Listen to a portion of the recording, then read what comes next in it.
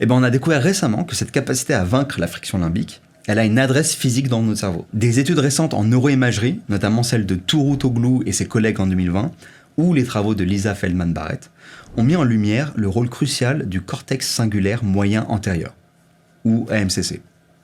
On va l'appeler AMCC, ça sera plus simple. Anterior Mid Cingulate Cortex.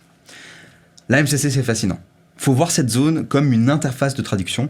Elle fait le lien entre ce que ressent notre corps, le stress, l'envie de dormir, le cœur qui bat, et ce que décide notre tête, nos objectifs.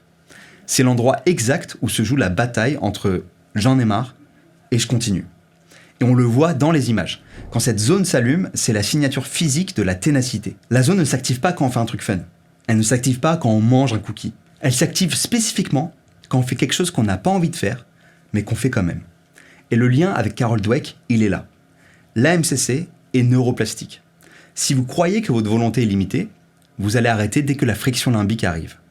Du coup, votre AMCC n'est jamais sollicité. Et comme un muscle qu'on n'utilise pas, il va s'affaiblir. On le voit à l'IRM, chez les gens qui manquent de volonté, cette zone est moins développée. A l'inverse, si vous adoptez la théorie non limitée de Dweck, vous poussez à travers la friction. Et biologiquement, vous stimulez la plasticité de l'AMCC. Vous densifiez littéralement de la matière grise capable de résister à la douleur de l'effort. Je trouve ça passionnant, hyper intéressant.